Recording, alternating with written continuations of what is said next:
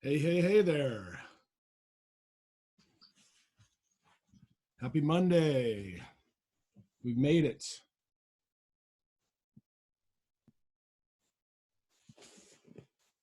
Good morning. Good morning.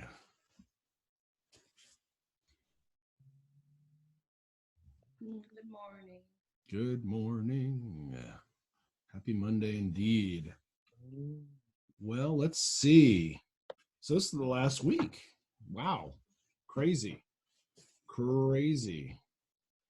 Hard to imagine, but here we are.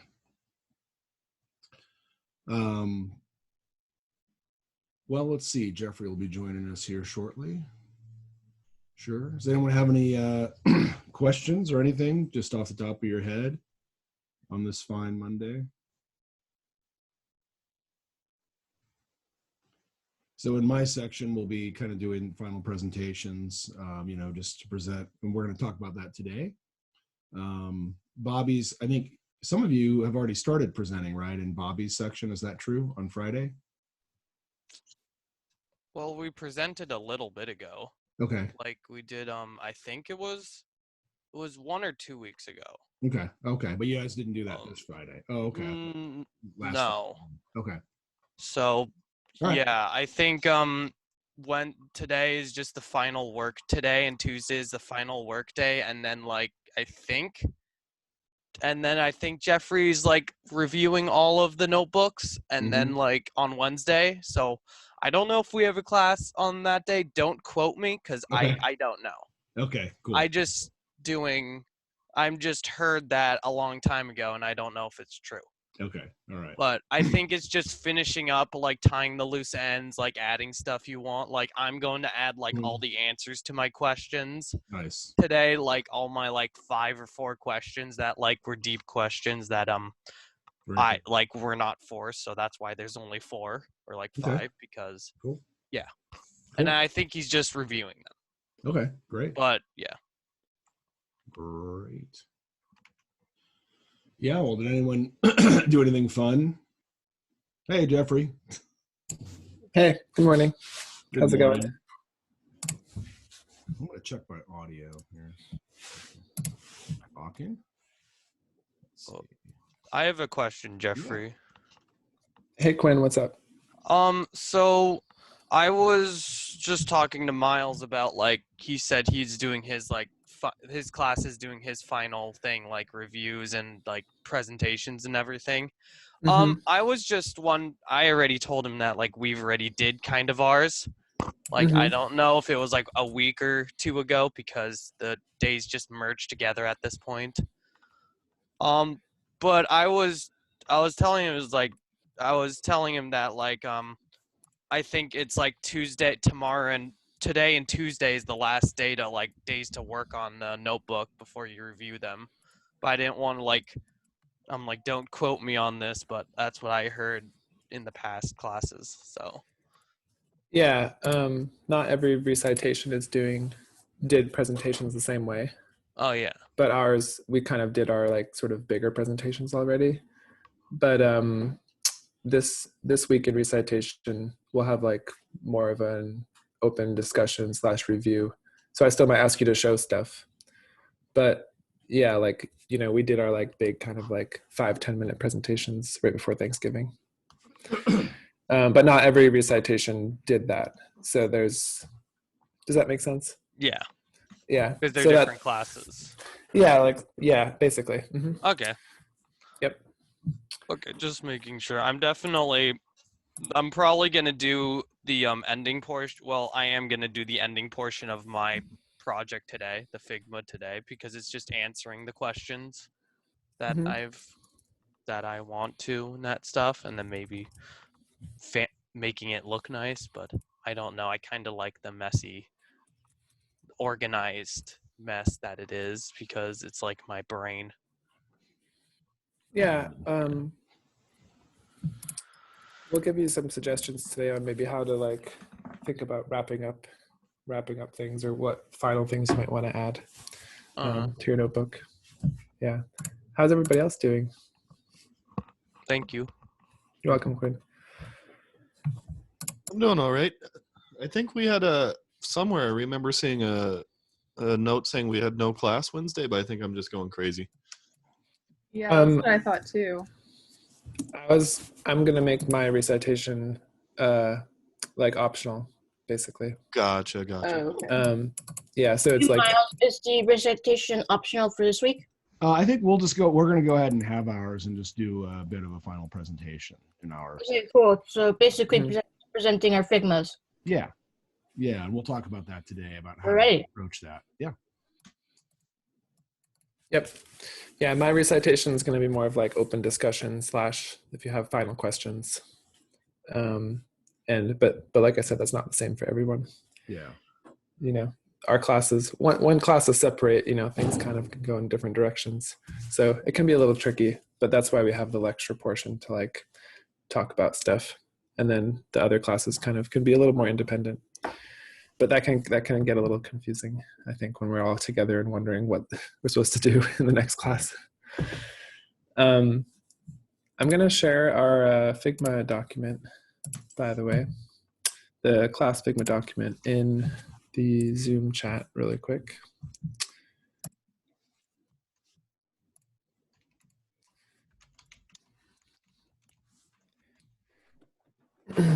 I'm pretty sure David is having his recitation on Wednesday.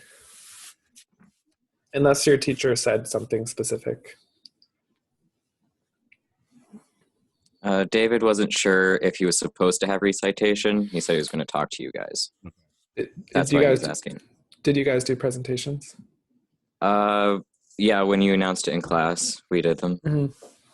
Yeah, so my guess is that he'll probably say it's optional. But I can't be sure. Yeah, we'll double check. He can email you guys too. So I'll double check with him today just to make sure that everyone knows. All right, so I'm over here in Figma in our 201 lecture document. And today is the final lecture, which means it's a nice period for us to also kind of have some time to maybe answer some sort of like some last questions or do some little activities that kind of can sort of tie a bow on our notebooks and maybe put everything together. And so I thought I would ask a series of questions, kind of lead everybody in some activities about, well, kind of about your career and your relationship to computers and art and design. Maybe almost like a little, kind of like a pop quiz sort of thing, but we'll do it all together as a class. And I think it could be kind of fun, you know, and relaxing. And then you can always paste these answers or use some of this stuff as a prompt to kind of finish off your notebook. Because most of the notebooks that I've seen, everyone has a lot of great content, and some people are kind of using them as a portfolio. Other people are kind of taking notes. I think now is a good time to think about, you know, you might not look at this thing for a while. And if you do, maybe you want to remind yourself of kind of where you were at and sort of what you were thinking about. So I'm going to ask some questions that might get you thinking in that direction. And then you can put this stuff into your notebook too. So you had a question? Is that true? Can't really hear you yet. You're a little quiet. Yeah, my microphone's kind of crap. I'm just going to type it up in the chat. All right, nice.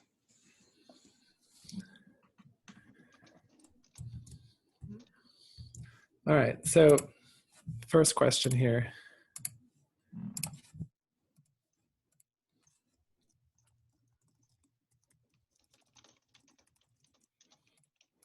And if you don't have a good answer for it, or if it's a hard time, if you have a hard time answering, then that's okay.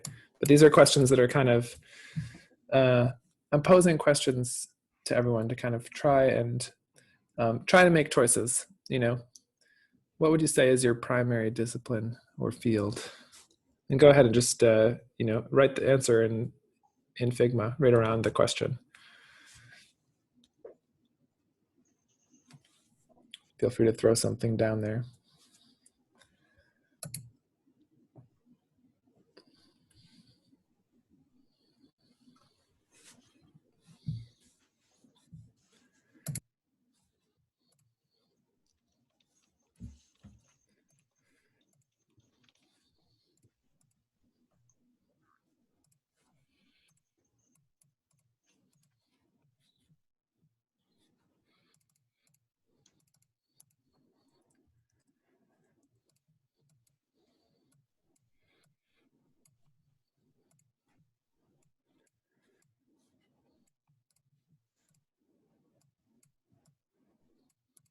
Looking good.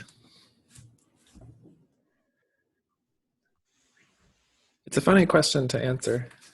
I often, every time someone asks me it, I feel like I have a different answer at different times. But when I do answer at a certain time and I look back, I'm like, oh, that's what I was thinking back then. That's what my field was. And so it's always an evolving thing, but it's fun to kind of, pigeonhole yourself, really try to think, it's okay to list a few things. So this is actually maybe related. Fritz's question was, do you guys have recommendations for making a portfolio? Yeah. And in a way, it's an interrelated question, huh?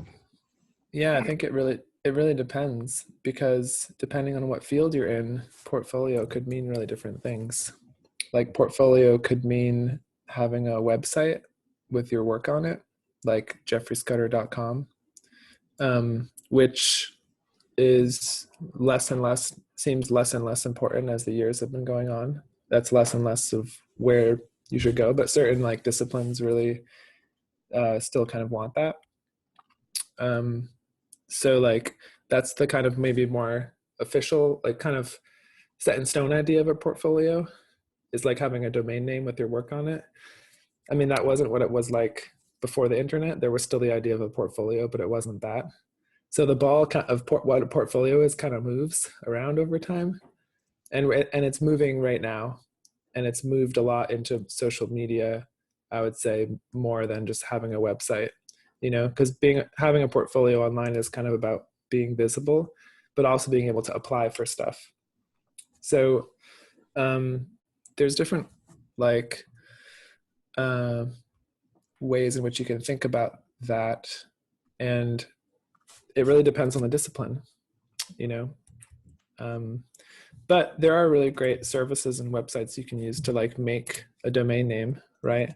So like there's always something like Squarespace, for example, but also there's even websites like Linktree that a lot of people are using right now, these kind of very, very tiny website makers, which are only for linking out to other things, like other profiles.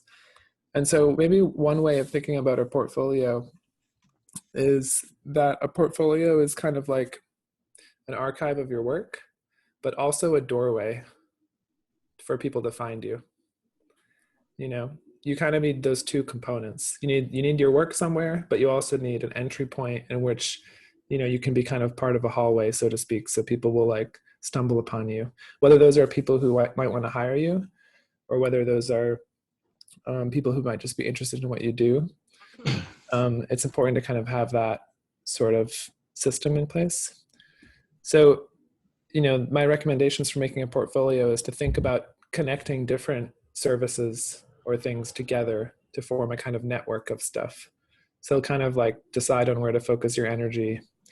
So that way, when you actually have to build a PDF and apply for, let's say, a job on LinkedIn where they want a PDF from you, you can also kind of have have something going. They can see that you're working. They can see that you're like active and involved with other people. These things can be really important. Yeah, so LinkedIn is a website that is you kind of used for, well, Miles is loading it. Has anybody here used LinkedIn before? Or have a LinkedIn profile? I do, but I don't really know it. For a long time, mine was a joke. I just had a really ugly photo of me up there. Because in the arts, you don't really need it that much, depending on, especially if you're an artist. But like just within my discipline, nobody really uses it.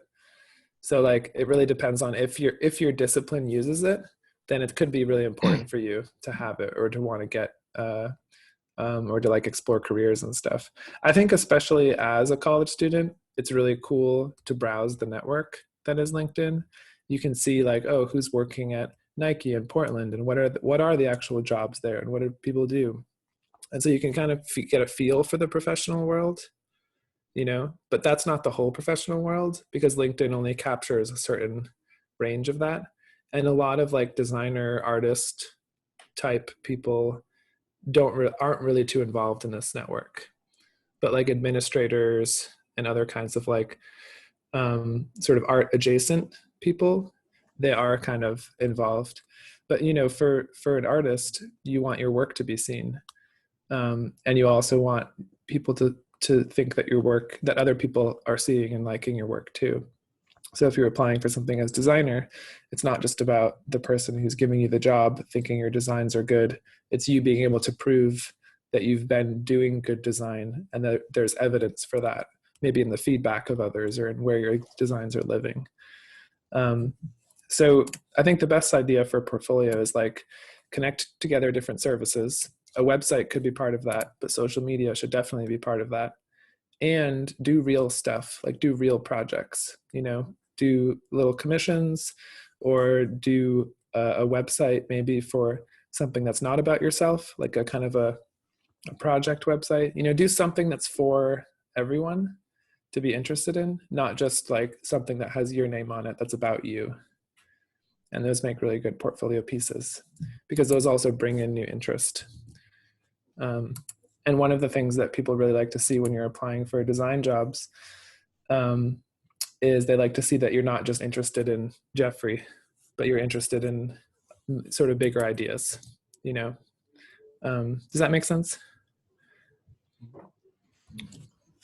Yeah, and then there's also on LinkedIn, Jen Harlow, who's one of our alums in animation, who's a director, was talking about this. She was saying that, you know, and she had gone to Cal Arts and things for school, and she was saying that all that stuff used to be kind of privileged information. You know, it was hard to find out, like, oh, what studios are hiring and what's going on. She said now all those jobs are just posted on LinkedIn.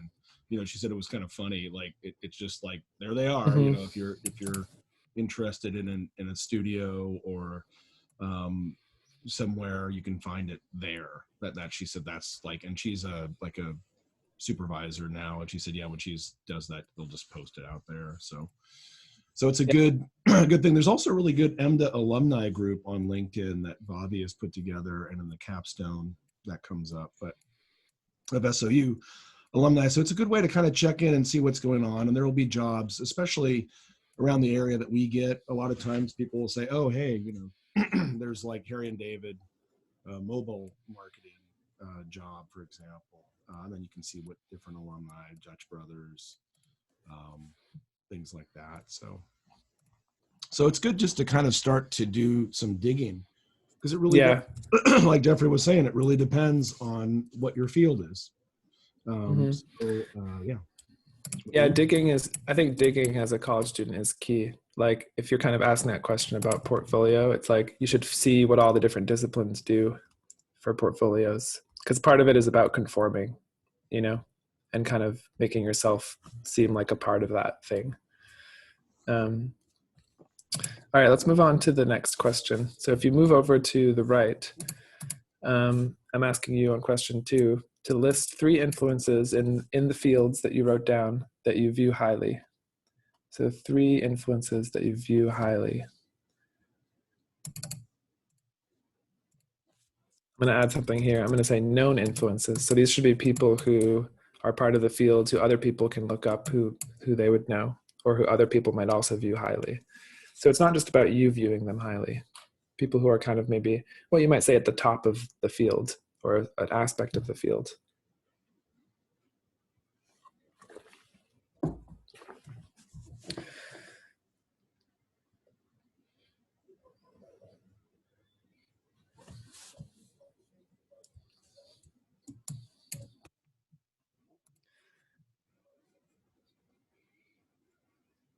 This is kind of a quick one, so I might move on to question 3 as well.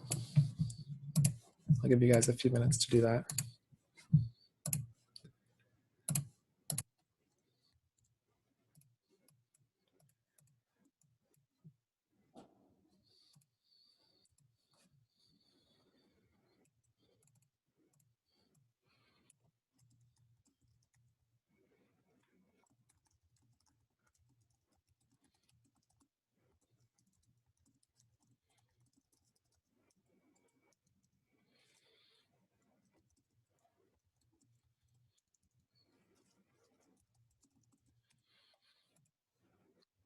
And the next question here on the right is, list a well-known figure in the field that you do not look up to.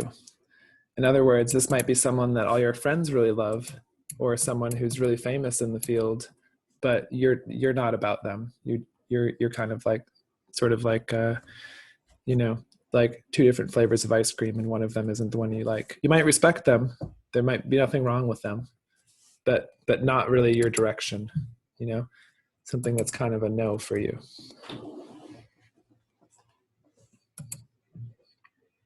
Someone wrote Michael Bay, the director. So no action movies, I guess.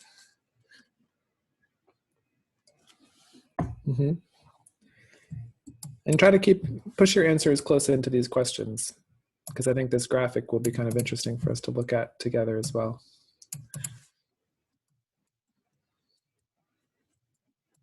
Someone added a ×2 to Michael Bay. I saw that, yeah, because Michael Bay is all about the sequels.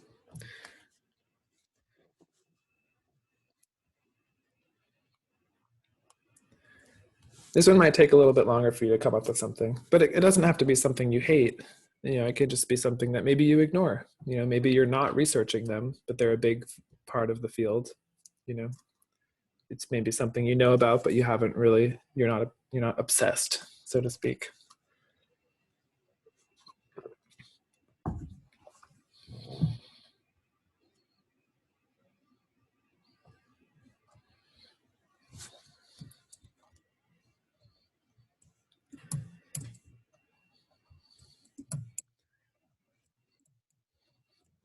Wait till we see a few more names, and then I might call out on some of you and ask you to maybe talk about some of these choices.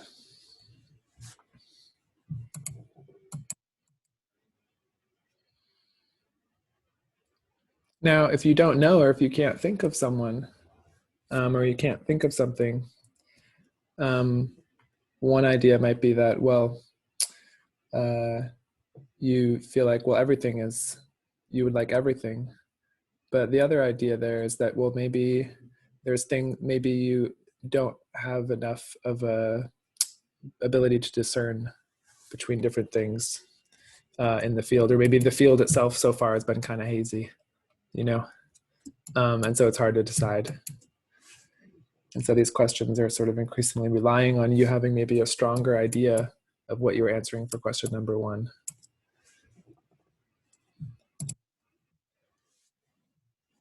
With that being said, I'll give us question number 4.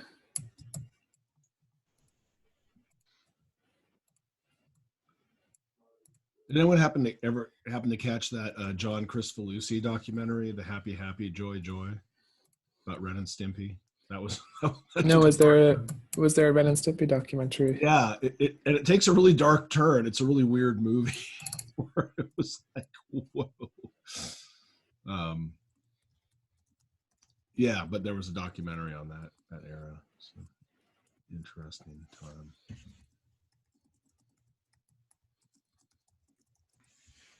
Okay.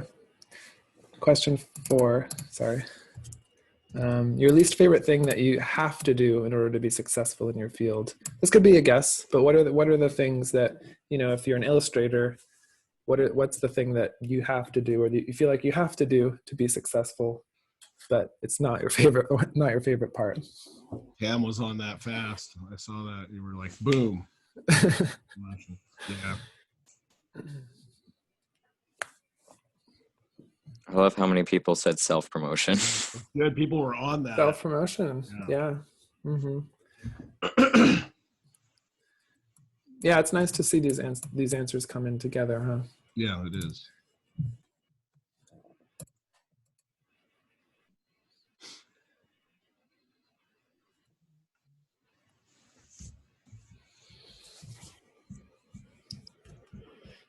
Yeah, self-promotion is a tough one.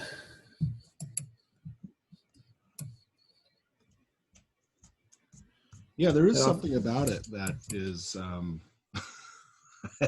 don't know. Confidence, yeah, it's another good one. Yeah.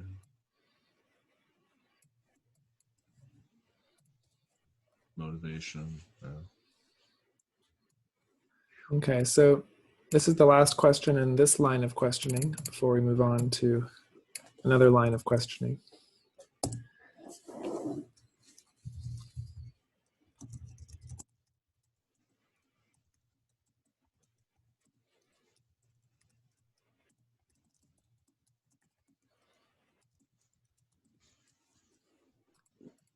So 5, what other fields did you not choose, or did you ever have to do plan B?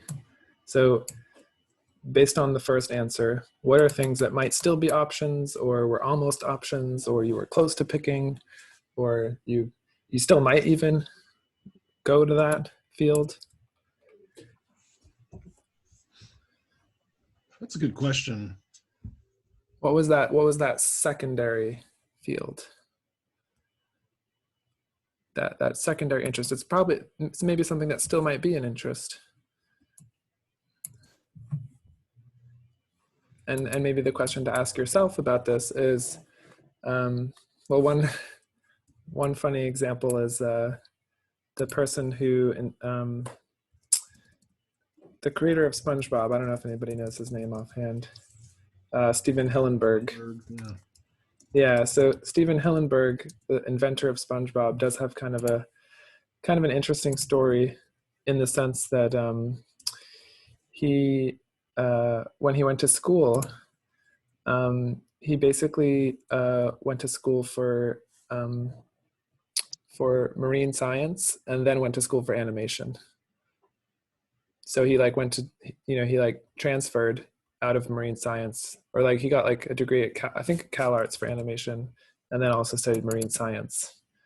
But I always think that's kind of a funny thing because it's a story of a person who kind of switched fields, but then what they did in animation was all based on the knowledge from their marine science degree, in this funny way. And so I kind of like that aspect of it. And so one thing I'm going to kind of ask you to think about with these answers is like this field that you didn't choose, how often are you taking stuff from that interest, because it's obviously an interest, and using it as content or subject matter in the field that you did choose? In other words, let's say your field was illustration, but you chose something like teaching, right? Are you teaching people illustration, or is teaching part of your illustration career somehow? So sort of think about questions like that, because one thing that you'll notice is that, like the SpongeBob inventor or creator, whatever you want to call them, a lot of people who are successful in their field do tend to kind of straddle multiple fields, or they're kind of in one field, but they're kind of in that field in order to take in new knowledge or to add new perspectives. And usually those new perspectives are just coming from adjacent fields. All right, so let's wind it back all the way to the left, and we'll start a new line of questioning underneath. A literal line of questioning.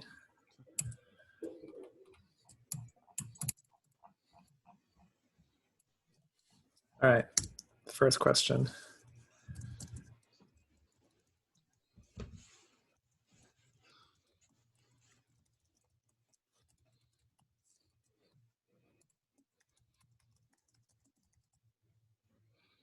I'm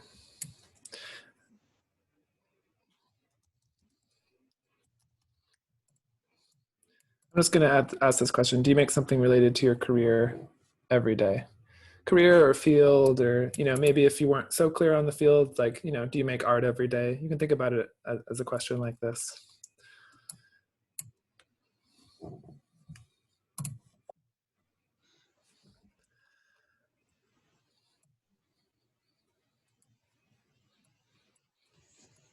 Let's bunch those answers up next to the question. This was something that I think really changed for me as I got, like, as an undergraduate, I wasn't really thinking in terms of this yet.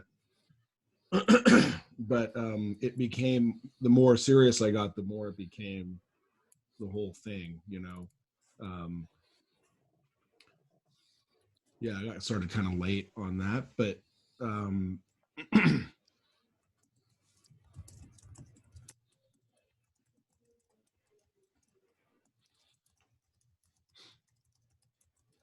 Whereas I think a lot of people who are younger, even they're very clear about what they want to do, and they have that kind of instant focus commitment to that thing, you know.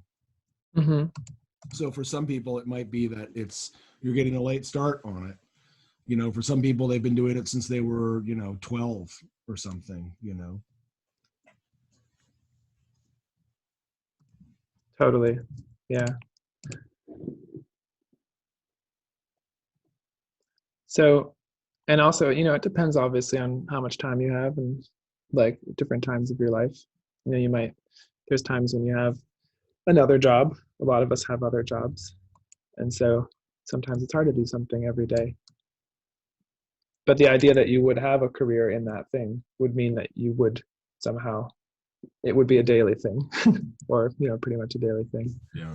At some point, right? So it's trying to slowly get to that point.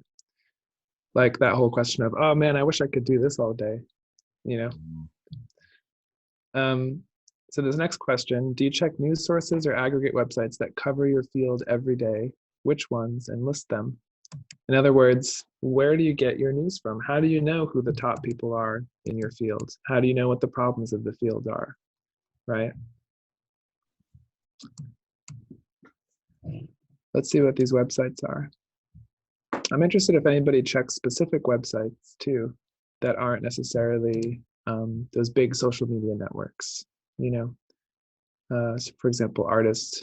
I'm a programmer, so I read Hacker News every day, which is the biggest programmer news website. So are there any? I'm interested in maybe if there's any sources that you look at that might be specific to your field too. And if you're listing TikTok or Instagram accounts or YouTube accounts, and there's a big one that you follow that kind of helps you understand your field, then maybe put that username down, put that @ down. Hey Jeffrey, a few of us have mentioned in chat that it's lagging really bad. Figma is. I can barely log into the thing. It's not loading for me. Is it possible for us to post at a later point when there's not so many people? Yeah, you can follow Miles' screen share, and then if you want, cool. you can just write the answers down yourself. Oh, cool. Thanks. Copy and paste them. That was lagging. Yeah, thanks for anything. Yeah, thanks for letting me know. But those of you can probably still hear me, right? In Zoom. Yeah. Oh yeah, I can still handle Zoom. My computer just can barely handle Figma on its own. Yeah, so I would just sit back and watch Miles's screen share and then answer these questions yourself. Because what we're gonna do is, it's nice to see all these answers come in as kind of just to kind of bounce your own answers off. But really, this is more or less for you to pull these answers out and then use them, not for you to make sure that they're in here. So here's a question. I have a different goal for my career. So should I answer this from an art standpoint or my other career choice? Oh, yeah. Interesting. So that question is kind of about having multiple careers or thinking of art as maybe something that couldn't be a career, but it's important enough to study or to have enough sort of emphasis in. Is that kind of what that question is about? Yeah, or maybe if you're pursuing a career in nursing or something, I don't know. Yeah, or like a really kind of, at least on the face of it, unrelated field. In a way, I'm always kind of interested in, even if it is an unrelated field, I think it's interesting to hear what you do. So yeah, if you are coming at this like you're doing this for your university studies requirement and you're pursuing a different major or a different thing, sometimes that can be an interesting way to think about it. And it's interesting. I always find it fascinating to see what other people do outside of my field.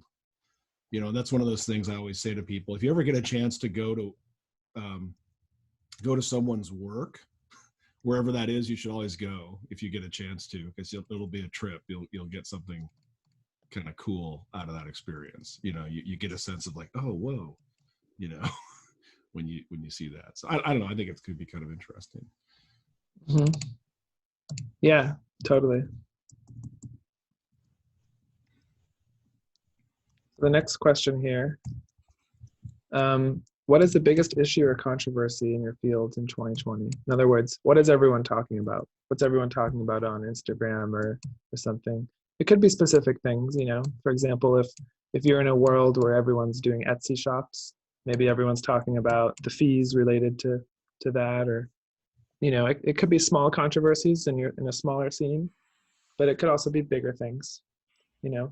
So try to find or think about if you know what those big controversies might be.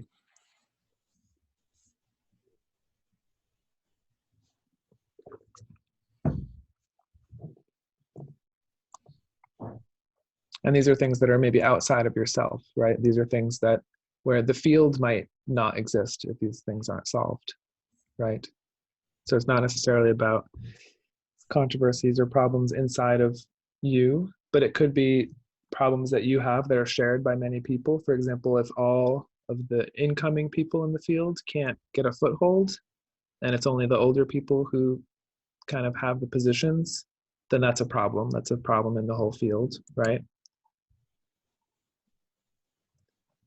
So what are maybe some of the big issues? It's interesting. We're saying art theft. Art theft meaning like we're talking about stealing people's images online.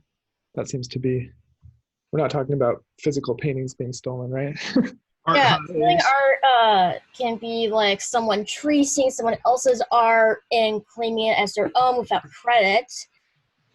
And also just like stealing artwork by like taking someone else's artwork and then reposting it without giving credit. Yep. And also, unfortunately, it's not just people who do it, but also some corporations do it. Like DeviantArt is a big website used by artists to post their artwork, but they're infamous for stealing artists' artwork without their permission because you can actually use a watermark on there when posting art, except if you don't know how to make your own watermark, the website provides you your own website, your own watermark. But the problem is, chances are they probably removed the watermark so they can steal your art. The watermark that they gave you, so other people wouldn't steal your art. It's really stupid. Instagram also steals artwork a bit, which is problematic. And it's really just terrible, but also it's not just visual artwork. Like, for example, my mom is a best-selling author, and she has to deal with a bunch of people pirating her books and selling them on shady websites, and she has to go out of her way to find those pirates, report them, and shut down their sales because those are unauthorized sales of her books. And in fact, my dad helps her out with that quite a bit, which makes sense because he's a lawyer. If I could say something, my uncle actually does greeting cards and things like that, and does Photoshop and photography stuff. And I think it's kind of becoming part of the profession is trying to protect your, I don't want to say your product, but what you've created. I know he was telling me about a business that would actually go through and scan the internet for photos that you've created, and if it finds them, they will go ahead and prosecute the people and try to get them to take the images down. And it's not just digital too, it's physical. You walk down the street in a big city and you'll see kiosks set up with other people's images that people have just kind of taken down and are using. That brings us to question 4, looks like. Yeah, question 4 is how are you working to fix, solve, or improve the situation of your field? In other words, this shouldn't be about you. This should be about things that are issues in your discipline. For example, people not getting paid enough, art getting stolen, right? How are you in your own work or as an individual preventing this stuff from happening, or helping make sure it doesn't happen to others? Or, you know, how are you dealing with that? Or, you know, part of that can be just informing yourself about things or making sure you don't do the wrong thing, right? Or the unethical thing. Yeah, ethics like is ethics is often tied to a field, right? Like you can act ethically in one field, but that could be unethical in another field. Science yeah, is a and great a good example rule of of that. thumb for using other people's artwork is that if you use someone else's like artwork for inspiration or like some sort of like practice or whatever, basically if you use anything that doesn't belong to you and you're posting it online, you gotta give the credits to that person in the description of that post. And if say, oh, here's something that I want to use for inspiration or whatever, and you scroll down and you realize, oh, this is a repost, you gotta then find the original artist. But also, there are some places where you can actually report stolen artwork for other artists. It's just that the way that it's designed, it kind of looks kind of scary, but once you get it over with, it's pretty easy, and it helps that there are artists trying to help each other with that sort of problem of their artwork being stolen by letting each other know, making posts about how to report other people's artwork and all of that.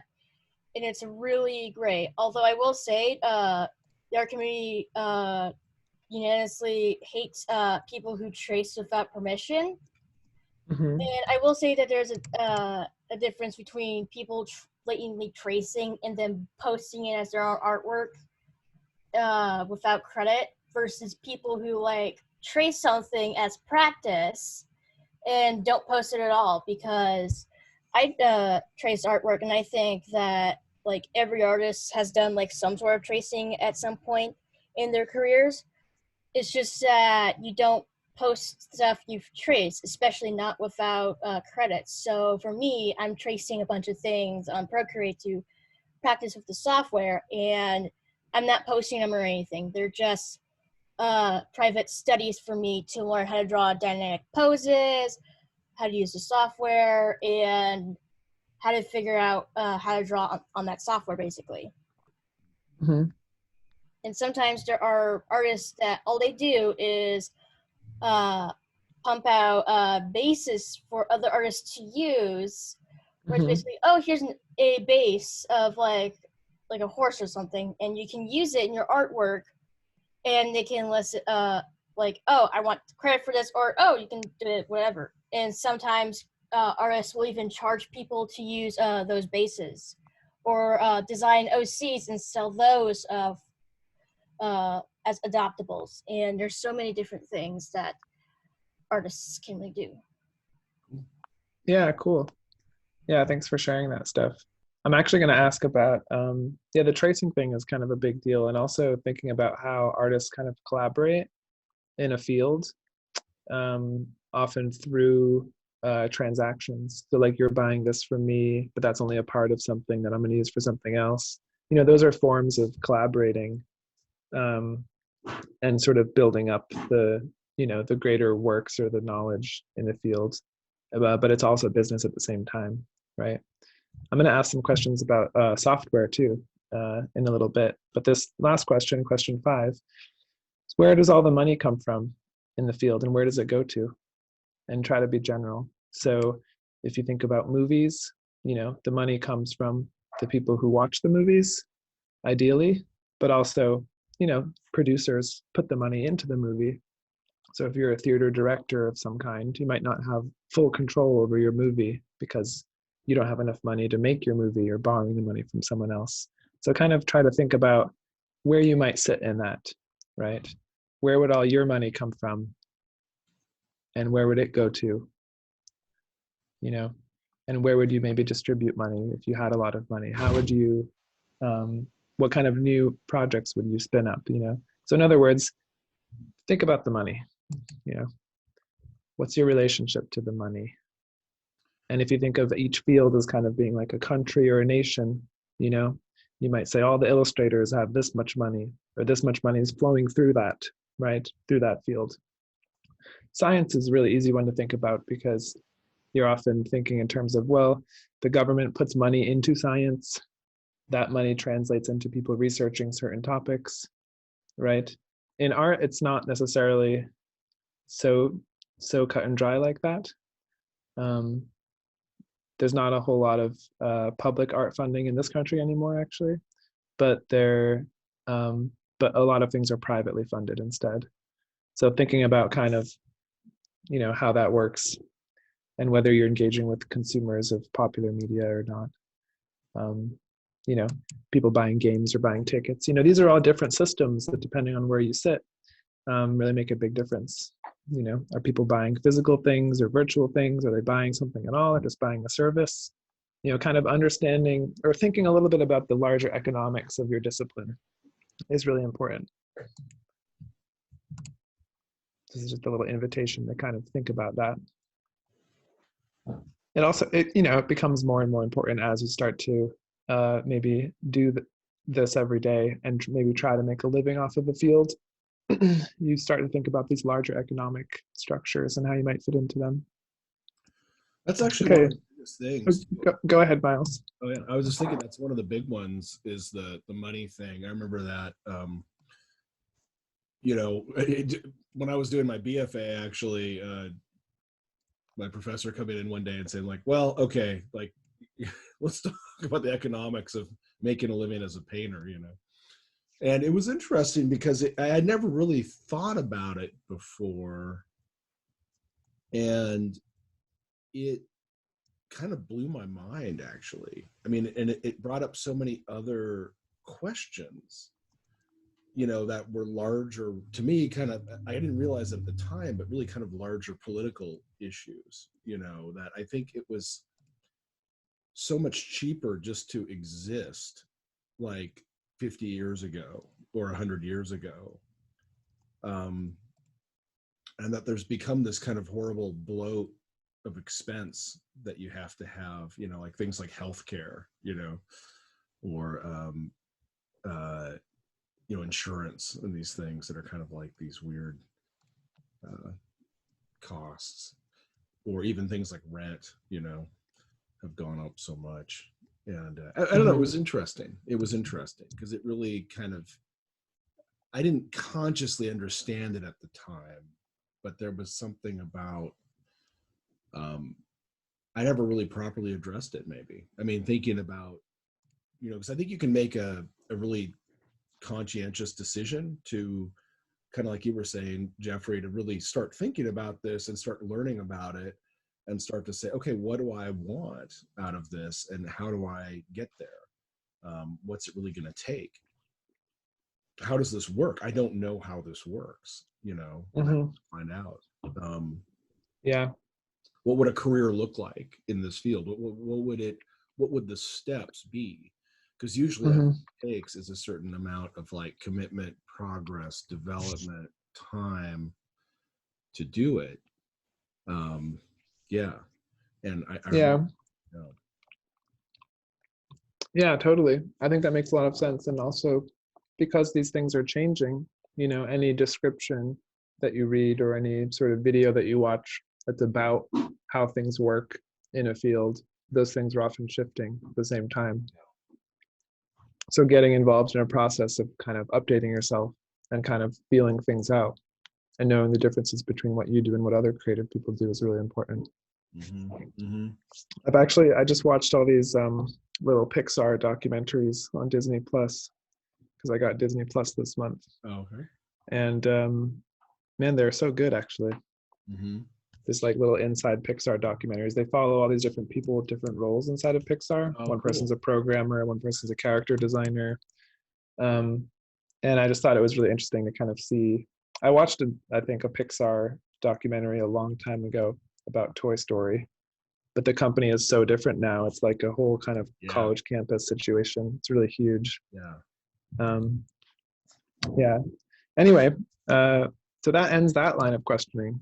And so now we're going to go back all the way to the left, and we're going to follow a more specific line of questioning, which is specifically about computers, computer software. So the question here is, what's the most important computer program in your life or discipline? In other words, what tools are the most necessary? What do you have to master? Or what do you already have installed maybe? What are those things that seem to be necessary in terms of the computer?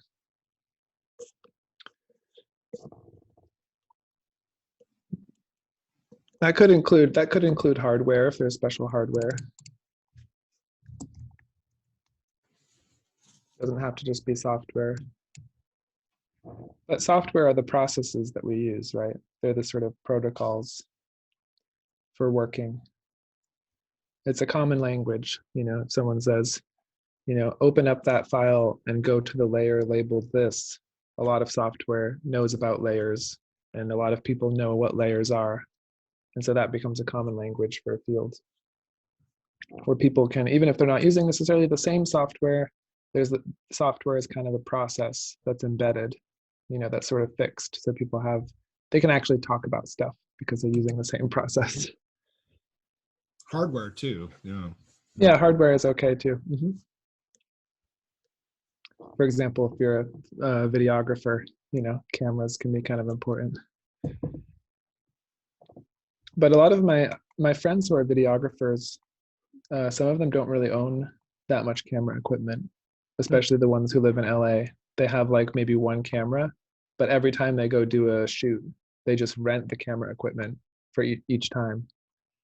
So like there's all these warehouses in LA where you can just walk in and say what you want and take it for 48 hours and pay a little fee.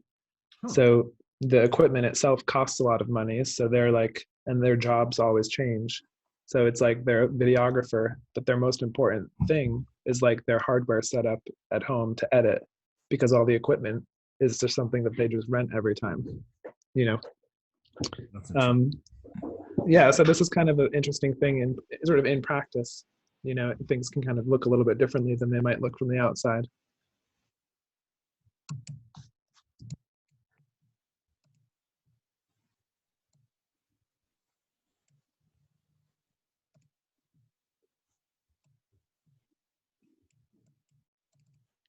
All right, so question 2.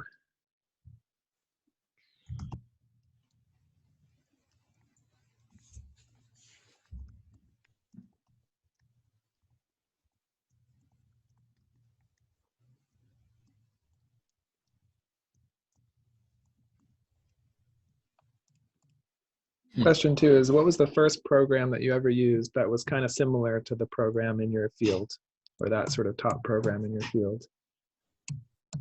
What got you hooked? First program or piece of hardware? First tool? We'll say program or tool.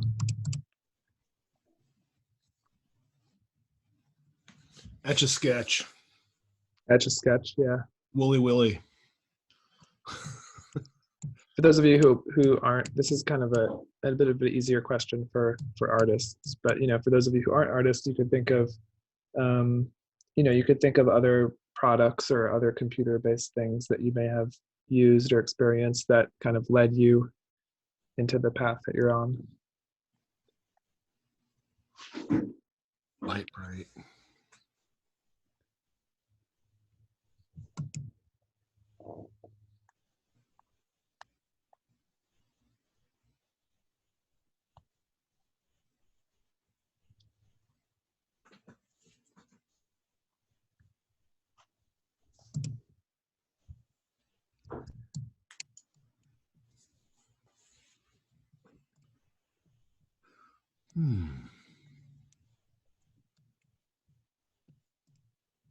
All right, third question.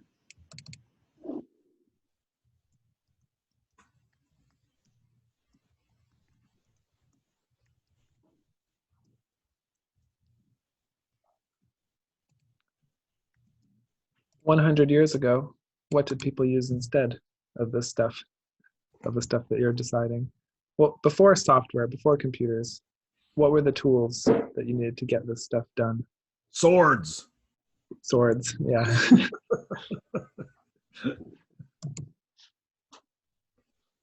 Maybe your field didn't exist 100 years ago. You know, certainly if you were to say something like, quote, digital painting, end quote, right? If your field didn't exist, then just maybe write down what that was. Like my field, comma, this didn't exist. Because that might at least help us kind of track, you know. One of the things that this question might bring up is the fact that if your field is new or old, and what shoulders you're standing on top of, you know, and what work there is to be done.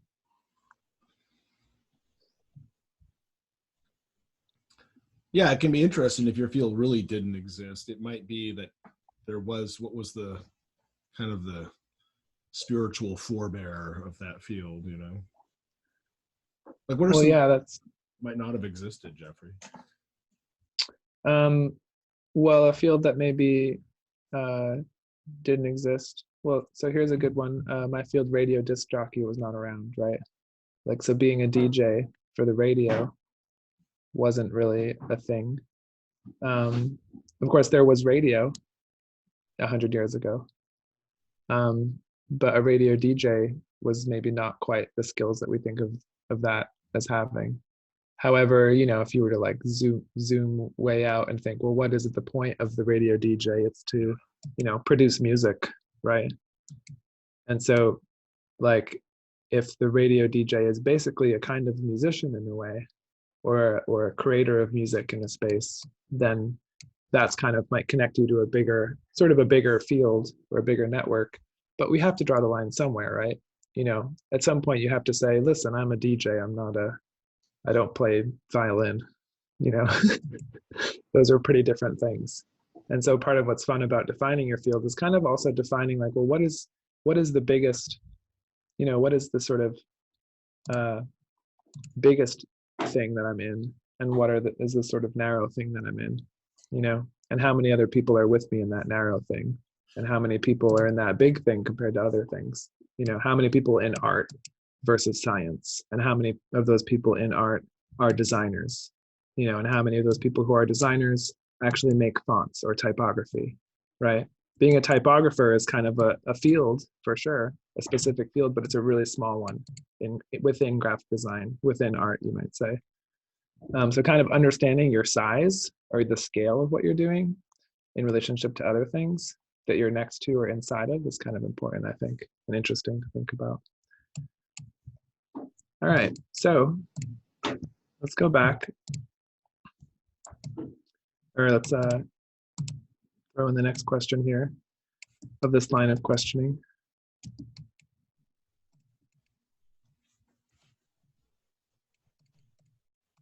Some of you might kind of have an idea of what this is going to be. Whoa.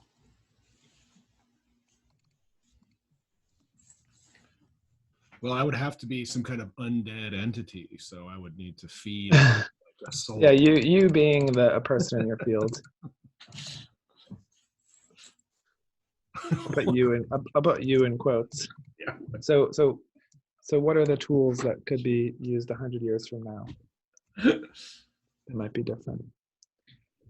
That is a really weird question. I mean, that's a really... So 100 years ago, we still had movie cameras. There was radio. There were bicycles. There were cars. 100 years from now, you know, there'll be other stuff. Things probably won't look so different, right? Yeah, 100 years from now. God, that's funny. Yep, 2100, 2120.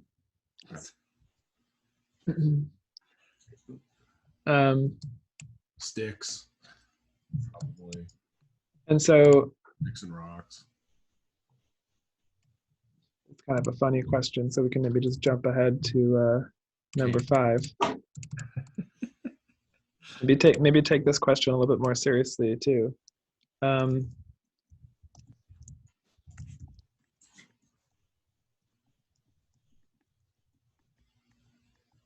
Well, with the last question, we have to remember also that we might just still be doing the things because it's classic or because you can't completely forget art. It's like how we still do oil paintings. I like it.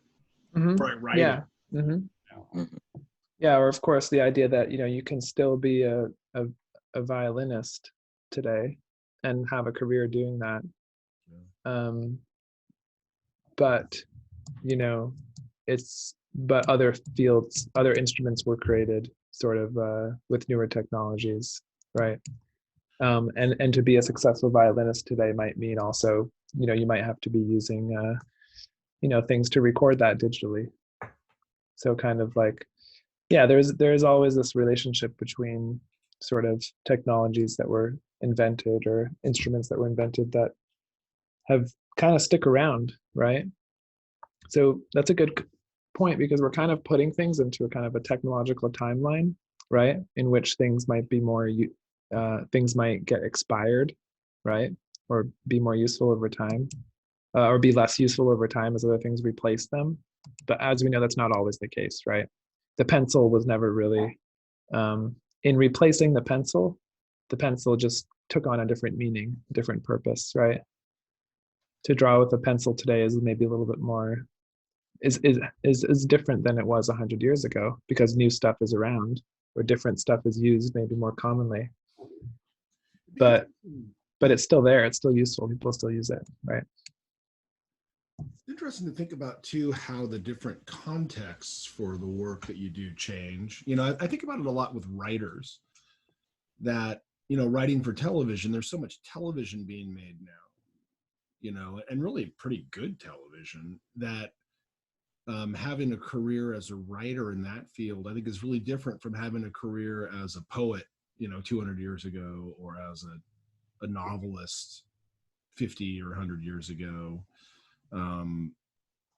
Yeah, it's interesting. I mean, just how do you get noticed?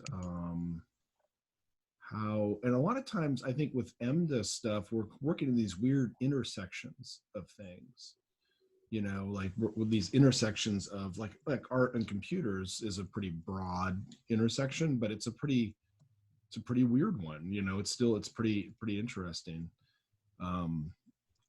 And how we can get pulled one way or another, or how we kind of have a particular place within that continuum.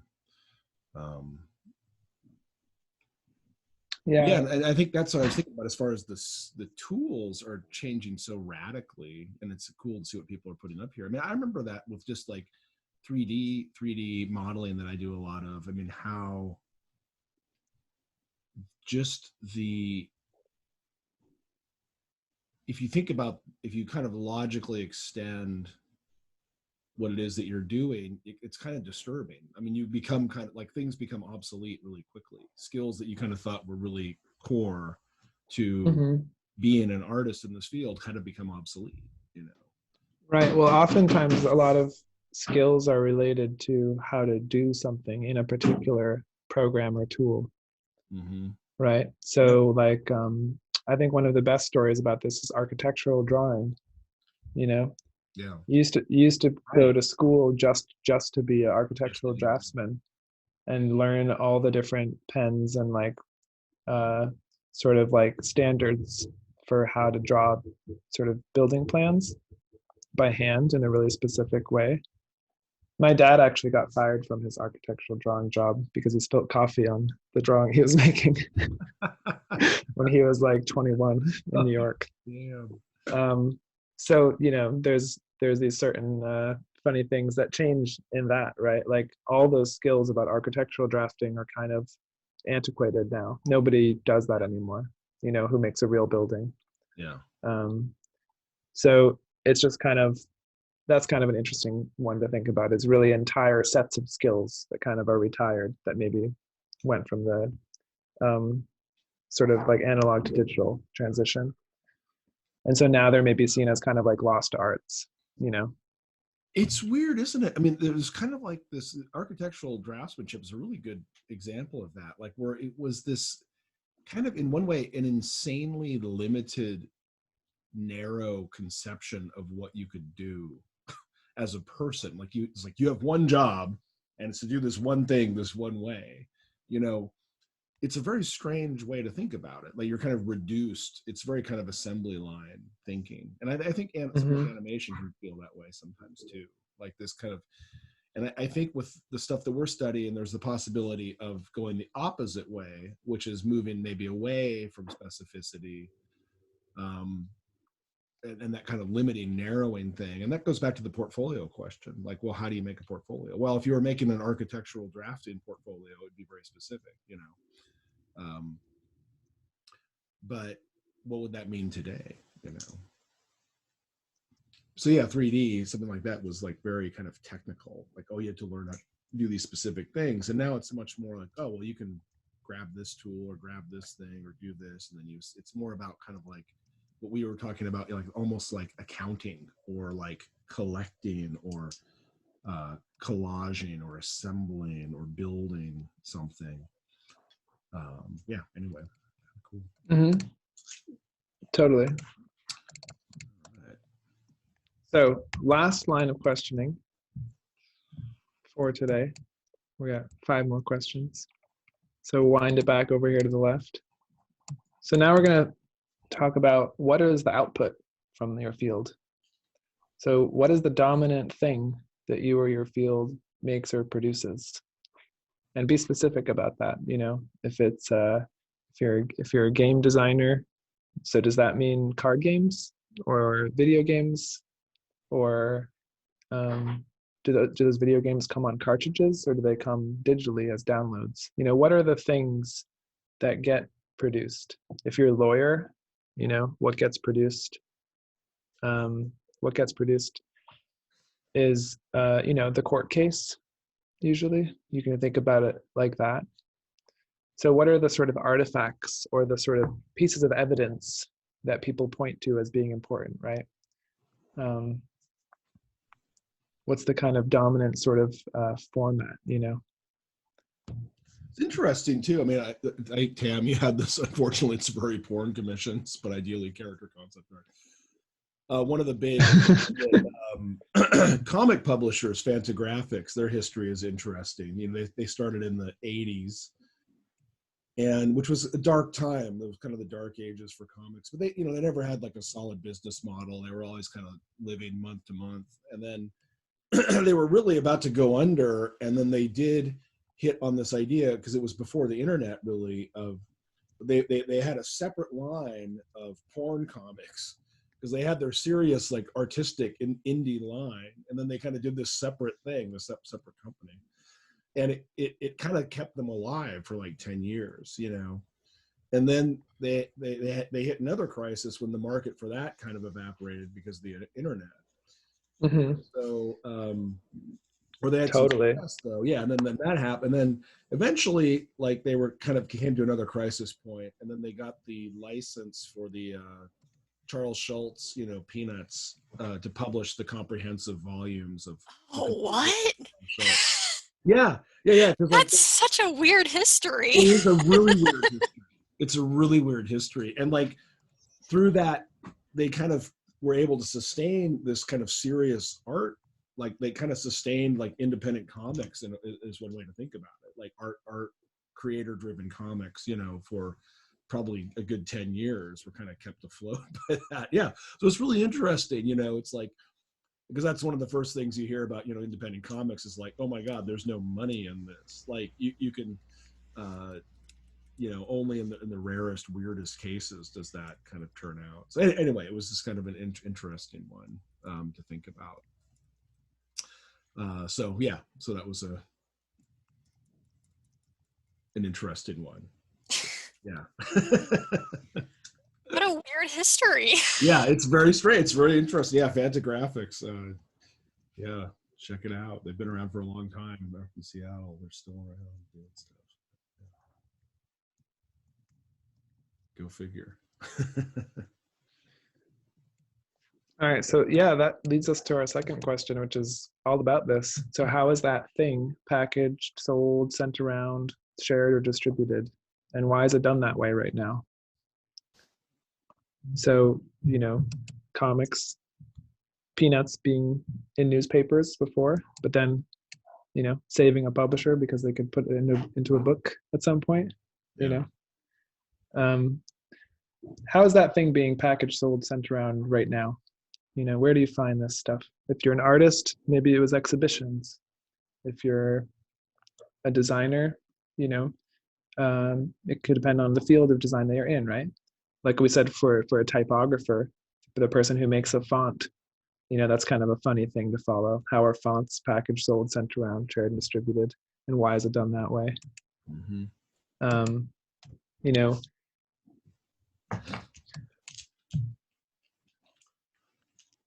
and this is a huge thing. I mean, this is like, and it's a lot of people we're seeing streaming, you know, or something like that. But like,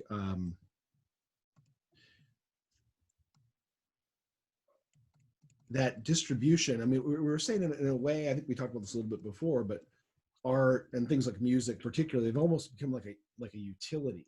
You know, like your electricity or your water. Like you use water every day and you use electricity every day, but you don't really necessarily know where it comes from. You just use it, you know. And I think that it's like this thing that just comes into your house like through a pipe. And you know, music is kind of like that today, that you just have it on your phone. It's this thing that's on your phone or it's on your computer, you know, and you can just stream into it. That's that streaming idea is kind of almost reducing things to a utility kind of a thing, which I think has a pretty severe possible consequence for artists, you know. yeah. So yeah, next question. How is that going to change? Is it already? It's for sure. It's already changing in some way. You know, even if you're a mathematician, if you're a writer, you know, really for all creative people, that thing is always kind of changing a little bit. Is there any way that you can be part of that change? And why does it need to change, or why would it be changing? You know, you can think about maybe music and Spotify, right? Spotify kind of changed the way that music is sent around, shared, and distributed. Is that perfect for people? You know, does it need to change somehow? And you're in a position of maybe making things or producing these primary sort of things in your field. So how can you make things that kind of embody that change or sort of relate to that? You know, video games changed a lot when the iPhone came out because it created a new constraint, right?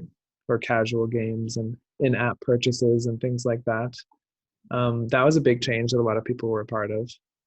A lot of people thought that was a really negative change, so that things went in the bad direction, a negative direction. Maybe because the games were less complicated than they were before, or they were extracting more money at random times from people. You know, so game designers were maybe upset by that change, but business people were maybe happy by that change. That change in distribution and constraint of the media. Mm-hmm.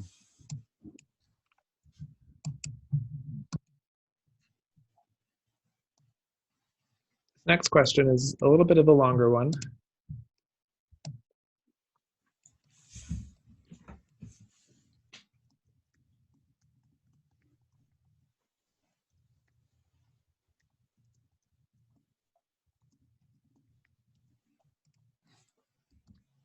So if you ran a platform that distributed the quote unquote thing, the movie, the game, the TV show, the scientific paper, the mathematical proof, these kinds of dominant things in your field, courtroom documents, if you ran a platform that distributed the thing, if you ran the Spotify of that thing, or were in a position to design the way in which those things would get put around in the world, how would that thing basically work? You know, think for a second, how would that work? Who would be in control? You know, who would get paid the most? Maybe that's one way of thinking about it.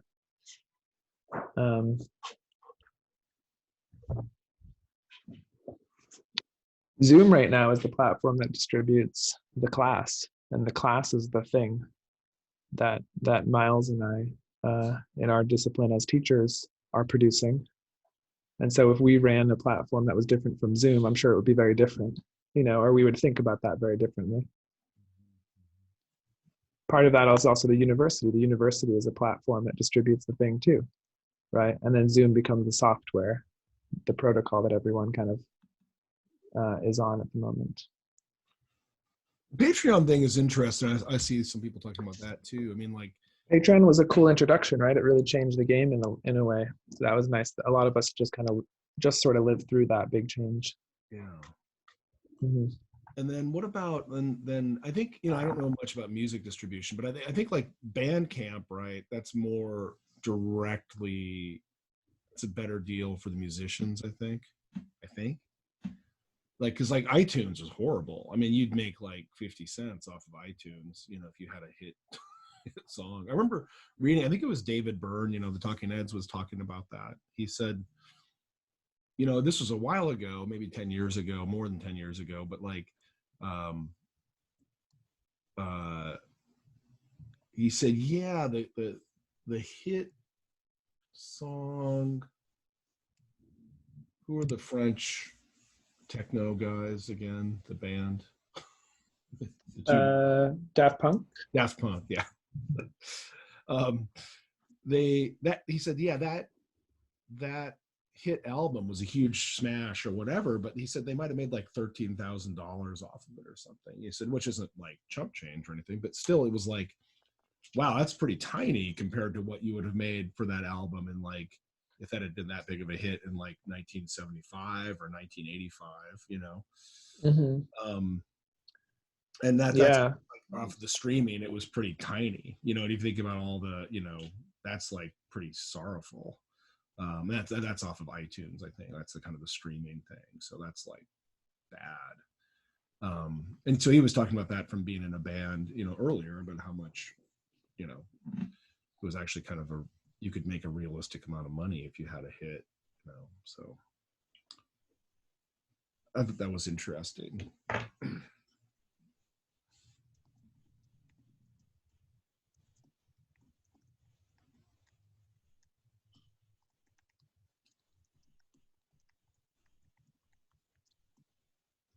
Yeah, and the change of like these kind of subscription models and everything.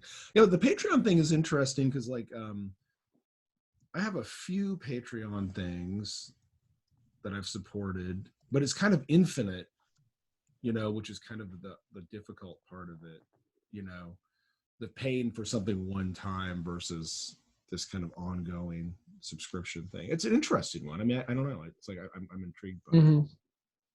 Totally. Yeah. Finally, I came across something today that was like a really helpful YouTube video, and the guy had made this like graphic thing that kind of actually described the concept, which is one of the things that I kind of find one of the harder things to track down sometimes when you're trying to learn things, is kind of a more theoretical, comprehensive overview of what it is, so that you can kind of get the vocabulary, so you can kind of do whatever you need to. And this guy had really done this in a beautiful way, and he had a Patreon, and I was like, oh, I need to subscribe to this guy's Patreon because this is like awesome. I mean, I really want to support this guy's like existence, you know. Mm-hmm. So that's the first time I'd really felt that way about just kind of digging around on YouTube, you know. It was like, whoa. Yeah. You know? Yeah, that's really that seems to be definitely the model that Patreon sort of like fits, which is like people who really want to support the person and everything they make, you know, or a group and everything the group does. You know, it works really well for things like podcasts or like groups of 3 or 4 people often. Yeah.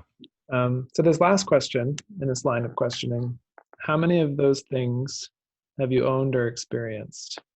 How do you experience new ones, and what are the barriers to experiencing more? So maybe these things are expensive, and so you can't experience a lot of them, or maybe there's just too much, or maybe the interfaces to experience them are not so good, so it's hard to experience them. Maybe if it's artwork, you know, like say if we're talking about oil painting or orchestral music, it might be that you just can't organize people enough to hear all those orchestral music pieces in your life. So what are the sort of the barriers to experiencing all this stuff? You know, so what are you binging on the stuff of your field? And if not, why not?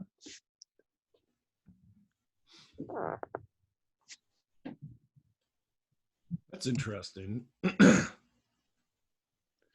a good one good example of the solution to this is the sort of Netflix, you know, solution. right? Oh, now you can kind of watch all these movies for, like more movies, but for the same price kind of idea, creates a different knowledge of film or idea of owning or not owning the film. This reminds me a bit of what we talked about, with children's books, picture books, that right, like a scarcity of these things. Like there was a really finite number of things that came out, and even movies were like that, right? I remember like in the olden days, you're watching like Siskel and Ebert or something, and it'd be like, well, these are the 10 movies or the 5 movies that are out this week, and but now, it's just kind of this infinite barrage of stuff, like music, it's like God only knows, like what. So time feels like a big thing, and kind of going back to the DJ thing, with that idea of like someone who's an aggregator, someone who's basically they've got a full-time job, which is just to look at stuff, you know what I mean, and then kind of tell you what's good out of all that stuff. It's an interesting concept. I remember hearing that like, movie critics, they said, yeah, most of the movies we watch are bad. like they really suck. And that's our job, it's like that's what we do, is we watch bad movies. Then once in a while, if we see something good, we're like, oh yeah. Yeah. Yeah, and I often think that it's more interesting for me to watch the stuff I don't like. Like, I often purposely watch the movies that I know I won't like or don't want to make, because I'll watch those movies and see all the problems in them, or be like, oh yeah, like if I did that, I wouldn't do it that way. But also you see the construction of stuff. Yeah. So like you kind of, when something is bad, so to speak, or poorly made, part of the idea of its poorly madeness is seeing the seams, seeing all the pieces as opposed to the whole, And when we make something, we try to make it good, we're often trying to make it seem like one whole thing, even though we did a bunch of stuff to kind of make that movie or make that video game. And so when you start to see all the different pieces, that's when you start to say, oh, well, maybe it's not so good anymore, or like the thing is kind of falling apart. These metaphors we use, like it's falling apart into pieces. It's no longer the thing anymore. Those things are also really good, because that helps you understand how the things are supposed to be made. So if what you're seeing, for example, if you're watching a Pixar movie, it's harder to see how it's made than if you watch a 3D animated movie that's kind of failing, or is animated poorly. You start to see artifacts of the process kind of not working, or actors coming in at the wrong times or speaking over each other's lines, bad editing. You start to be aware of editing if the editing is bad. Right, because a lot of being good at something is trying to erase what you're being good at, making it not something people even think about. These are some great answers with this. Yeah, no, this is really cool. I'm glad we've got this here. This is going to be really neat. All right, so I'm going to ask one final question to the class, and I'll put this over here on the right. And after that, we'll have some time to talk, and also you can move some of these answers into your own notebook as well before the end of class. So the last question,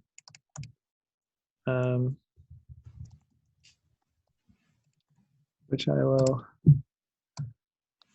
bring everything kind of into here.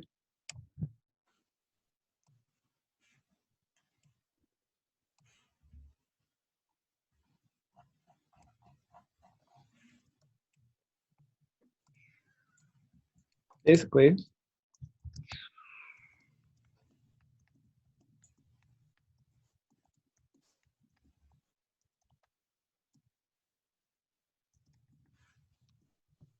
what can you change about your relationship to your field or discipline over break in just the next few weeks?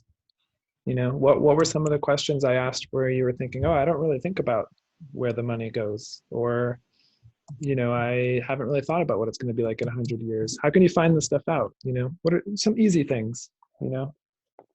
Maybe these questions brought up something that just, you're like, oh, I don't really think of these things? You know, how could you kind of grow your awareness of your field or start to think in a different way? You know, not something ambitious. It could just be the matter of, you know, oh, I don't look at all the news that's coming out about my field. Maybe I should start doing that. Simple stuff. Wow, that's a good one. You know, because I find that, like, for me personally, I think there's kind of like there's stuff that I like that I kind of do almost like compulsively, and there's stuff that, going back to the question that you had asked earlier about like what about your field do you not like?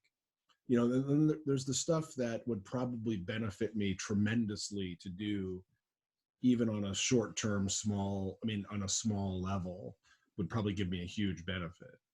But because that doesn't fall into my normal compulsive behavior, I don't do it. And so that could be a cool thing to think about. Like you said, I like what you said there, Jeffrey, about like, it can be a really small thing. It could be something outside of your, you know, maybe it's keeping track of, you know, or maybe I start to make a list of places I might like to work, or things I might like to do, or checking the news every day, you know, just to see, because I don't even know what I want to do, right? Like, a lot of times we don't have enough information to make a decision. I remember feeling that way when people would ask me when I was in college, what do you want to do? And I'm like, I have no idea. And I've chosen from a list of classes. Like, that's what I've done in college. That doesn't have anything to do with what I'm going to do outside of college. So why would I know what I want to do outside of college? But like, starting to do something like just looking at the news, like that aggregation, you know, or seeing like job listings and things like that, that might get you thinking about it. Yeah, so it's a lot of it, I think, is just about like where have you been spending your time, and because you've been spending your time maybe in one aspect of your field, that means you're always going to be ignoring some other aspect at some point. You know, you have to focus. You can only focus on so much. So if you've been focusing a lot in one area, like let's say learning software, growing some technical skill, maybe it's time to focus on another area. For example, like knowing what all the old dying people of your field are trying to tell the young people. That's often a fun rabbit hole to go down, you know, going on YouTube and watching, you know, the old animators, old directors, you know, what advice are they giving to young people? What was it like for them as they went through the field, and what do they think? You know, so kind of thinking about what you do as not just getting better at what you do, but also just knowing more about what other people have done, and sort of like what happens across generations, you know, because fields themselves are kind of these like big collaborative projects, right? Everyone basically gets together and agrees that they're doing a similar thing. And then so all this thought and wisdom and skill kind of enters into this sort of circle, you know, kind of gets concentrated in a way. And so there's all these different ways of thinking about what that shape might be. And yeah, often it's often the best way to kind of get a sense for what the shape was in the last, you know, a couple decades is looking at the people who kind of went through it, you know. So kind of taking in information from the elders, I guess, so to speak. I always think it's funny every time there's an artist who's like, who gets asked this question, or like, you know, like some like old famous director or artist or something, there's always this question that gets asked, which is like, well, what's your advice for a young filmmaker, or what's your advice for a young artist, right? And they always basically say the same thing, which is they're like, oh, just don't worry about what other people think, and like do your own thing and be persistent and blah blah blah, right? But then usually all the other stuff that they talk about is a lot more useful. Like they kind of answer that question in talking about like, oh, well, when I was making this film, there was like a problem with the producer, and like I had to adjust this thing, and that was really bad. So it's like you learn more about these tiny struggles that they had, and the fact that, oh, like comparing what your struggles might be to those, than just this like general advice. So yeah, I think you know, definitely one thing to do if you haven't already, is kind of get into the sort of top people in your field, which is kind of what I was first asking about. The other thing is really try to zoom out and kind of understand the relationship between your field and other stuff, you know. You know, what is the biggest thing that you're kind of in, you know, and what is the smallest kind of aspect of that you're in, and how many people are doing that stuff, you know. How many people are making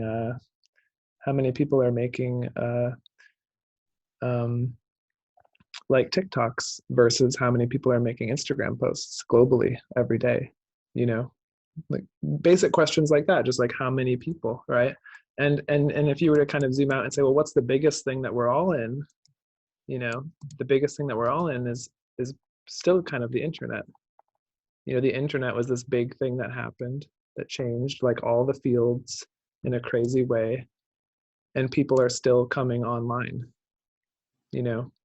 So here in EMDA and just in college in general, you're already kind of in that thing, but there are a lot of people still who are outside of that thing. And so there's been a big kind of push to get everyone in the thing, right? And so there's also this just general idea that you're still kind of early in this whole internet thing. The internet is still kind of just spinning up, just kind of getting started. And so there are these different waves that have occurred, like the web came and the web kind of sort of died or kind of became kind of the same, you know, apps kind of came and now apps are kind of more established, right? But these different ways of connecting are kind of evolving and still really, really early on, right? So there's a lot of opportunity in just thinking about what you do in relationship to this giant thing, which is like getting every human online and connected, like in the world, like, you know, in general, in our time. Like, what is the thing that marks our time? It's basically that, right? So relating yourself to that larger wave, and then thinking about, oh, well, I'm an illustrator, so how does that make sense, you know? I mean, almost all my illustrator friends that I went to college with, they're constantly making like New York Times illustrations and stuff, and half their illustrations are always about like computers, you know. Like just like the average article that comes out is about technology, about computers, you know what I mean, something related to the changes of these things. So it's like, even if like you are trying to run away from that, you know, it's still going to be there because it's just this thing that you can't change, you know, you're inside of it somehow. So just contending with that and relating yourself to it is nice, because then you just kind of know where you sit, you know, and what your opportunities are. I love that. Anyway, so yeah, thanks. So we have some time to talk. We have 15 minutes to talk, and also you can extract these answers and put them in your notebook. We'll give you some time to do that. Those of you who want to pull some of this stuff out, you can copy the questions or the answers or turn it into something else in your own page in your notebook. You know, maybe it was just one of these lines of questions that were interesting. But this way, when you kind of look back on this notebook one day, or you click on this link again, or maybe next term you're still using this notebook, or you make a new Figma document, you'll kind of get a sense for what you were thinking about your field. You know, what was your image of that? How much did you know and not know? And where were you focusing your time?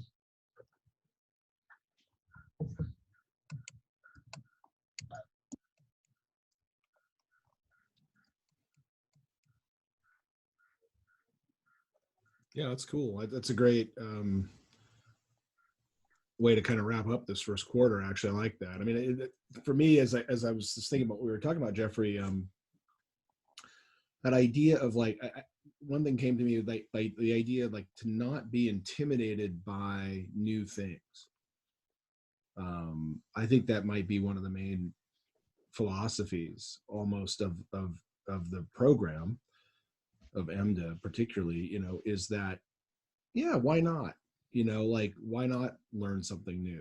Why not challenge yourself to try something differently, or to see the potential of how you think or who you are as being something that maybe doesn't exist yet, or that you can kind of create yourself.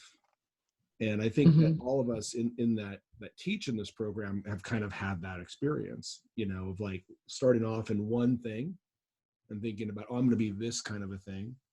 But then as we learn more and the world changed more, we kind of went, you know, things, we learn new things that we'd never planned on learning, you know, like for a lot of us, it was coding or programming.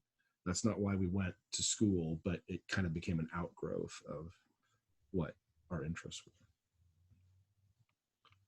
Yeah, totally. Yeah. For an illustrator, it might be learning how to animate, you know, like creating, oh, how can I do, you know, animated illustrations or graphics that can, you know, or I think I get the sense we're kind of into new forms with something like Figma, you know, with these different types of interactive, collaborative, you know, format. Oh yeah. Yeah, that's for sure. I mean, that's probably going to be the biggest change in the next like probably 5 to 10 years in software, is like all our software that we use to make stuff is going to basically be Figma style, collaborative multiplayer software. Like it kind of started with Google Docs, you know, now it's getting into 2D and also a little bit of 3D. You know, like for example, the Roblox game editor that is really popular for kids to use and teenagers it works like Figma in a 3D environment. And then everyone and a whole generation growing up with Minecraft, of course, demands that from the industry. You know, all software should be collaborative in that way. So there's that's going to be a really huge change, and that's going to change a lot of the procedures of how we work too. You know, I wouldn't be surprised, honestly, if we start to see something like in this software, the ability to pay people. You know, so the idea that, let's say like you would invite someone to your Figma document or to your like document of some kind or your project, they would come in, they would help you fix your problem or help you kind of get the thing done that you're trying to do. And then you would like pay them like through their profile in that software, like their fee. So these networks like Fiverr or these sort of gig economy kind of things, this stuff is going to be baked into our software for sure. So understanding that as like a change in the nature of creative work is kind of interesting and important too. You know, stuff's going to happen in different ways, but a lot of this stuff will happen. And I think it's interesting to think like that people don't really know how to work collaboratively. And so there's new processes that have to be formed in addition to the new software. But there's a really big demand for it, you know, and obviously right now, because of COVID, there's been an increase in the need. Yeah. But it was happening outside of that to begin with.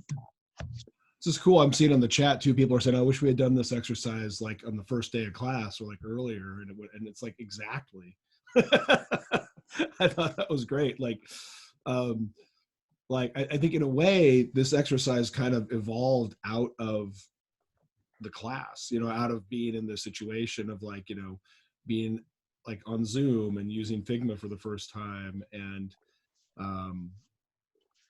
having this kind of discovering, oh, the potential of this new thing. It's like, you don't just have to do stuff on your own. It's not just about your isolated experience, you know? So that's cool. Yeah, I agree. I wish we had done this too. Yeah, actually this is the first term that I decided I would kind of use Figma in a lot of my classes. Yeah. And so doing these kinds of group activities is something that I've been learning to kind of organize as well. Yeah. And in my recitation, we've done some of this stuff too, but you know, it's a new medium. And so it's kind of fun to think like, well, if we have a bunch of people together, how do we kind of think together? How do we do exercises together or design things together? And it's a different problem for one person than it is for two people. And for 2 people to go to 10 people is different. And for 10 people to go to 100 people is really different. So these problems of scale and how to coordinate work among people when they can see everything that they're doing is kind of an interesting thing to think about, you know.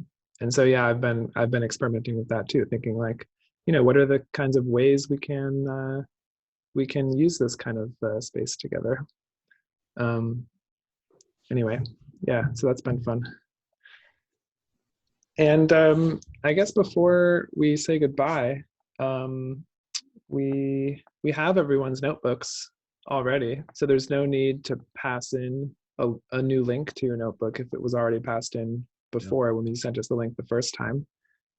So really what you want to focus on this week, before the end of the week, just tie your notebook together, make it seem a little more polished or finished. Maybe have a title page if you didn't have one before, kind of make it clear maybe what your notebook was about, maybe a summary page or kind of a goodbye page. Just kind of think about tying a little bow on it, if that makes sense, so that when we check it again and give you a grade, we feel that it's like something that was cared for and that was like prepared for us to experience in some ways. Does that make sense? I mean, like, what do you want on the summary page? Like, what should we be putting on it? Like, should we like just pick best examples of the work that we put in the notebook maybe, or like write a little retrospective, or what? And yeah, it's not necessary that you have that. What I'm saying is that when I look at the notebook, I should like have an idea of like, what work was done, how you might be organizing things, like maybe something that's for someone from the outside to kind of look in on, like as opposed to something that's all just your world, not trying to communicate anything to anyone else. Does that kind of make sense? Yeah, that makes sense. Thank you. Yeah. So it's kind of up to you how you want to come up with it. For example, like maybe if I was submitting one, maybe I would have a page that said like final notes, and I would just be like, keeping this notebook was really interesting for me because XYZ, blah blah blah blah, so kind of notes to myself, but also if someone else were to read that, they would have a better understanding of what I went through. Yeah, one way of thinking about it is just write it for your future self, for if you ever forgot what you did. Jisei says, I think it's just a wrap up. Look back on what you did. How do you feel about it? How could be your favorite moments, pieces? Yeah, exactly. That's one nice way of thinking about it. Just give us more context. I just want to throw just one other little kind of plug out there. I think for the kind of the little moment of like revelation or something where you kind of understand, maybe there's something that in looking back to it, you get something new out of the possibility of what you did. And that can be something that a summary or like a little introduction can be, that there's something kind of powerful about like, oh, these ideas came to me over the period that I was living in the COVID land of blah, blah, blah. But there might be something that happens in the look. When you look into it, it might be little something transitions in your own mind. And that way you're driving the car. So again, it's not about giving us a certain preset thing that we demand, but more like, oh, this is what I have to say to my audience, and as artists, I think that's what we can kind of get to, creators or whatever you want to call us, but like, oh, I have this thing that I want to say and I'm going to say it right now. And then it's like, oh, okay, great. Thank you. Yeah. Good point. Like definitely look over your notebook again and kind of think about it and think about what it was like when you first started it and sort of like how you went through, just kind of, and consider what it tells us about you, and what it tells you about yourself.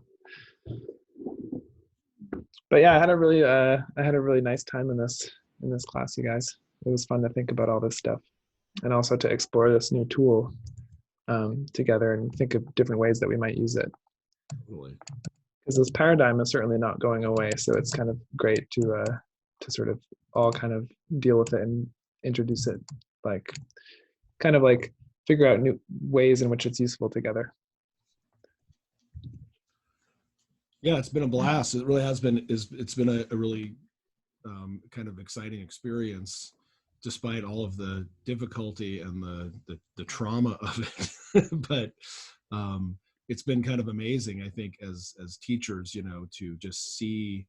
One of the things I really liked about this is I just get to see more of how everybody's actually thinking as individuals, but also how to see you guys affect each other, and to see the interchange of ideas has been really, really cool. So, yeah. Cool. So with that, I guess we'll let you all go a little bit early. And if there's any questions, we'll hang around for the next 5 minutes or so. And I'll send an email to my recitation today right after class, just letting you know what to expect for this week, when to pass in your notebook by, things like that. Same here. Bye, Isabel. Thanks, guys. All right. Have a good break. Bye. Cheers. Thanks, guys. Appreciate it. All righty. Woohoo.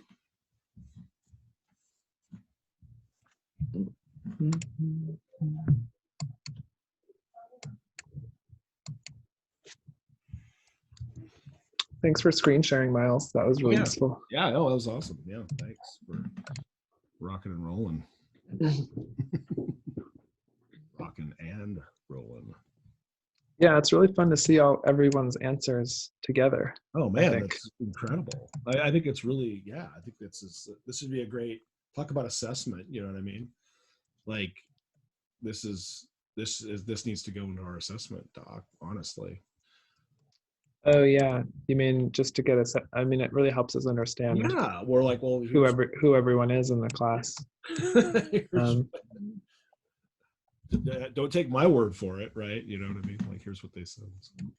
Yeah, that's what's been nice about these notebooks in general. I think is I really like just seeing and kind of building it really helps me build a relationship with, like, I'm like, oh, when I see an image that someone made, like an illustration, once I've also seen their notebook, I'm like, okay, this is the whole world that this person is coming from. And so it's really cool to get like that context, Yeah. Good stuff. So are you going to go to the creative arts meeting or the community thing? Is that today at 12? Oh wait, yeah, there's the community meeting at 12:30, and then I think there's some other stuff as well. The BFA stuff, I don't know if that's today. Oh, okay. Well, I don't see anything on the calendar. So what is it? What's the meeting? There's the Creative Arts Togetherness Committee. Oh, okay. That's that thing. That's at 12:30. Okay. I'll stop by there in 10 minutes or so. I think I'll swing by too. All right. Cool. All right. Well, I'll see you soon. All right. See you guys. All right. Bye. Cheerio.